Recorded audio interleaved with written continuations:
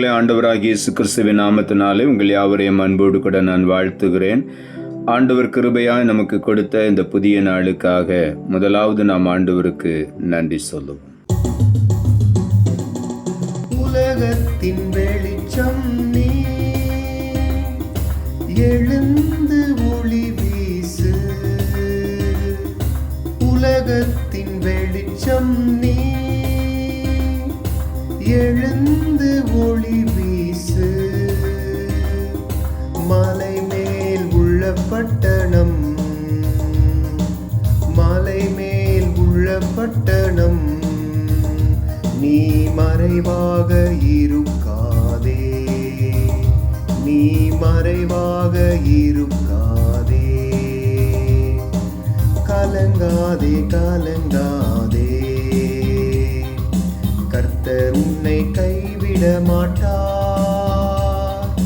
கலங்காதே கலங்காதே, கர்த்தர் உன்னை கைவிட மாட்டார்.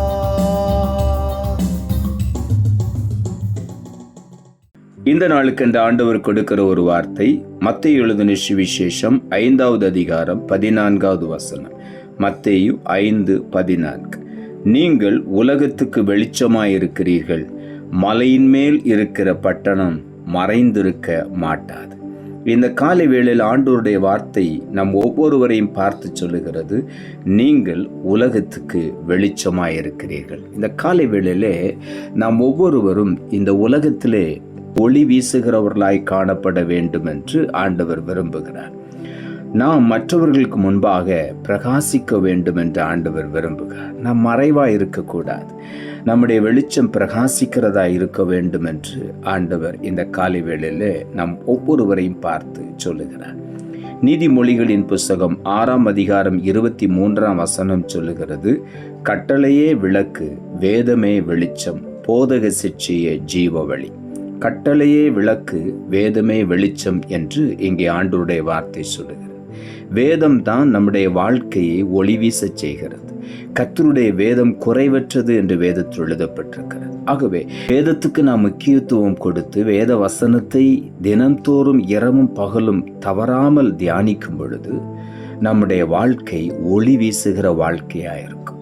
அநேகருடைய வாழ்க்கை வெளிச்சம் இல்லாமல் இருண்டு இருப்பதற்கு காரணம் அவர்களுக்குள்ளே இருக்கிறதான ஒரு குற்ற மனசாட்சி.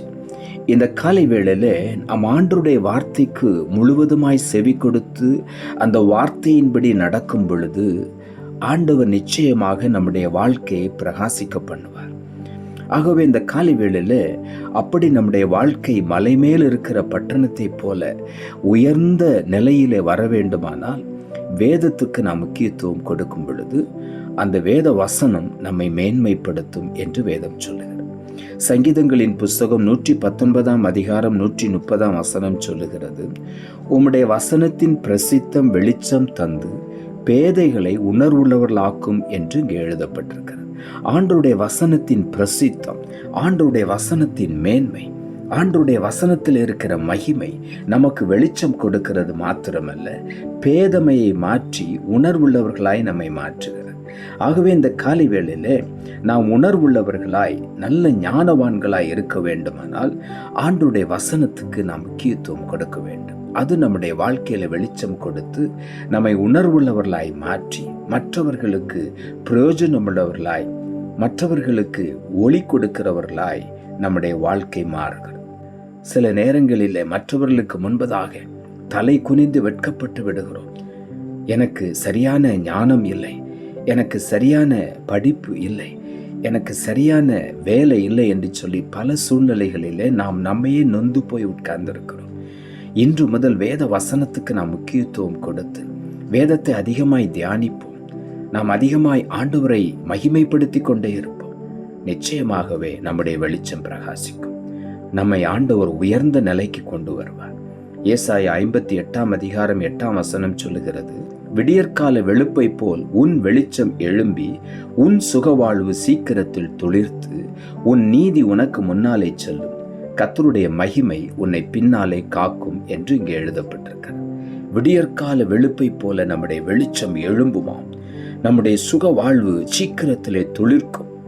நாம் பலவீனமாய் சுகவீனமாய் சோகத்தோடு கூட நாம் கவலையோடு பாரத்தோடு இருக்காதபடி நாம் எழும்பி பிரகாசிக்கிறவர்களாய் இருக்க வேண்டும். கர்த்தருடைய மகிமை நம்மை பின்னாலே பாதுகாத்து கொண்டே இருக்கும். நீதி நமக்கு முன்னாலே செல்லும். விடியற்கால வெளுப்பை போல நம்முடைய வெளிச்சம் பிரகாசிக்கும். சுக வாழ்வு சீக்கிரத்திலே துளிர்க்கும். நம்முடைய பலவீனங்கள் நம்மை விட்டு மாறும். நம்முடைய சுகவீனங்கள் நம்மை விட்டு மாறும். நம்முடைய கவலைகள் பாரங்கள் எல்லாம் நம்மை விட்டு மாறும். வேத வசனம் நம்முடைய வாழ்க்கையில் வர வர நம்முடைய வாழ்க்கை விடியற்கால வெளுப்பை போல வெளிச்சம் வீசுகிற வாழ்க்கையாய் மாறிவிடும். நம்முடைய சரீரத்தில் தெய்வீக சுகம் வெளிப்படும். நம்முடைய சுக வாழ்வு சீக்கிரத்தில் துளிர்த்து நம்முடைய நீதி முன்னாலே செல்லும். கர்த்தருடைய மகிமை நம்பி பின்னாலே காக்கும். ஆண்டவர் நம்மை மேன்மையாய் வைக்க விரும்புகிறார். லூக்கா எழுதின சுவிசேஷம் 11ஆம் அதிகாரம் 36ஆம் வசனம் சொல்லுகிறது, உன் சரீரம் ஒரு புறத்திலும் இருள் அடைந்திராமல் முழுவதும் வெளிச்சமாயிருந்தால் ஒரு விளக்கு தன் பிரகாசத்தினாலே உனக்கு வெளிச்சம் கொடுக்கிறது போல உன் சரீரம் முழுவதும் வெளிச்சமாயிருக்கும் என்று ஆண்டவராகிய இயேசு சொல்லுகிறார். நம்முடைய கண்கள் பிரகாசமாயிருக்கும் பொழுது நம்முடைய சரீரம் வெளிச்சமாயிருக்கும். நம்முடைய கண்கள் கர்த்தருடைய வசனத்தையே பார்த்து கொண்டிருக்கும் பொழுது, ஆண்டவருடைய பிரசன்னத்தையே நாம் தியானித்து கொண்டிருக்கும் பொழுது நம்முடைய வாழ்க்கை பிரகாசமாய் மாறும். நம்முடைய சரீரத்துல பலகீனம் இருக்காது. நம்முடைய சரீரத்துல சோர்வு இருக்காது. நம்முடைய வாழ்க்கையில எந்த விதமான துக்கமோ கவலையோ இருக்காது. நாம் எப்பொழுதும் சந்தோஷமாய் இருப்போம். நம்முடைய முகம் பிரகாசமாயிருக்கும். நம்முடைய இருதயம் ஆண்டவருடைய வார்த்தையினால் நிரம்ப நிரம்ப நம்முடைய முகம் பிரகாசித்து கொண்டே இருக்கும். எவ்வளவு வார்த்தையை நாம் உட்கொள்ளுகிறோமோ அவ்வளவாய் நம்முடைய வாழ்க்கை ஒளி வீசும். வெளிச்சம் வீசுகிற ஒரு வாழ்க்கையாய் நம்முடைய வாழ்க்கை மாறிவிடும். அதைத்தான் இன்றைக்கு ஆண்டவர் நமக்கு செய்ய போகிறார். 2 சாமுவேல் 22ஆம் அதிகாரம் 29ஆம் வசனம் சொல்லுகிறது, கர்த்தராகிய தேவரீர் என் விளக்காயிருக்கிறீர், கர்த்தரின் இருளை வெளிச்சமாக்குகிறார். இந்த காலை வேளையில் ஆண்டவருடைய வார்த்தை சொல்லுகிறது, தேவனே நமக்கு விளக்காயிருக்கிறார். அவரே நம்முடைய இருளை வெளிச்சமாய் மாற்றுகிறார். அவரிடத்துல நாம் வந்து விடுவோம். ஆண்டவரே, என்னுடைய இருளை மாற்றி வெளிச்சமாய் மாற்று, என்னை பிரயோஜனமுள்ளவனாய் மாற்று. இதுவரையிலும் என்னை பெற்றவர்கள், என் உறவுகள் எல்லாருமே நீ பிரயோஜனமற்றவன் என்று சொல்லி என்னை ஒதுக்கி வைத்திருக்கிறார். இல்லை ஆண்டவரே, நான் பிரயோஜனமானவனாய் என்னை மாற்ற உம்மாலே முடியும் என்று சொல்லி இந்த காலை வேளையில் ஆண்டவரை நோக்கி நாம் பார்ப்போம். நிச்சயமாகவே ஆண்டவர் நம்முடைய வாழ்க்கையை பிரகாசிக்க பண்ணுவார். மலை மேல் இருக்கிற ஒரு பட்டணத்தை போல ஆண்டவர் நம்மை வெளிச்சம் வீசுகிற பிள்ளைகளாய், அநேகருக்கு பிரயோஜனமான பாத்திரமாய் ஆண்டவர் நம்மை மாற்றுவார். ஆகவே அவரை விசுவாசிப்போம். அவருடைய வார்த்தையை நம்புவோம். வார்த்தையை இரவும் பகலும் தியானிப்போம். அவருக்குள் மகிழ்ச்சியாயிருப்போம். நிச்சயமாகவே நாம் தோற்று போக மாட்டோம். ஆண்டவர் நம்மை ஜெயமுள்ளவர்களாய், வெளிச்சம் கொடுக்கிறவர்களாய் இன்றைக்கே மாற்றுவார். நாம் ஜெபிப்போம். அன்புள்ள ஆண்டவரை, கிருபையா நீர் கொடுத்த இந்த புதிய நாளுக்காய் மறுபடியும் எமக்கு நன்றி செலுத்துகிறோம். ஆண்டவர் கொடுத்த ஜீவனுள்ள வார்த்தைக்காக நன்றி. நீங்கள் உலகத்துக்கு வெளிச்சமா இருக்கிறீர்கள்.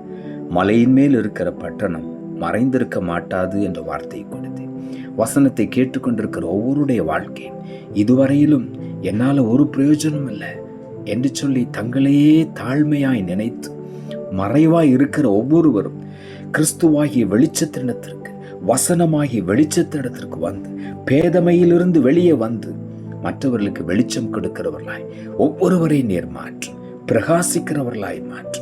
இன்று முதல் அவருடைய வாழ்க்கை அநேகருக்கு ஆசீர்வாதமாய் இருக்க வேண்டும். யார் யாரோ உன்னால ஒன்று முடியாது, நீ பிரயோஜனமற்றவன் சொல்லி இருக்கலாம். இன்றைக்கு ஆண்டவர் சொல்லுகிறேன், உன்னை நான் பிரகாசம் உள்ளவனாய் மாற்றுவேன். நீ மற்றவர்களுக்கு வெளிச்சம் கொடுக்கிறவனாய் உன்னை நான் பிரகாசிக்க பண்ணுவேன் என்று ஒவ்வொருவரையும் பார்த்து இந்த காலை வேளையில் என்று சொல்லுகிறபடியினால் உமக்கு நன்றி. ஒவ்வொருவரும் தங்களை மறைத்து கொள்ளாதபடி மலை மேலிருக்கிற ஒரு பட்டணத்தை போல எழும்பி பிரகாசிக்க நீர் உதவி செய்யும். உம்முடைய வெளிச்சம் ஒவ்வொருவரையும் பிரகாசிக்க பண்ணும்படி நான் ஜெபிக்கிறேன். தாழ்த்தி உம்முடைய கரத்தில் ஒப்புக் கொடுக்கிறோம். இரட்சகர் இயேசுவின் நாமத்தில் ஜெபிக்கிறோம் நல்ல பிதாவே, ஆமென்.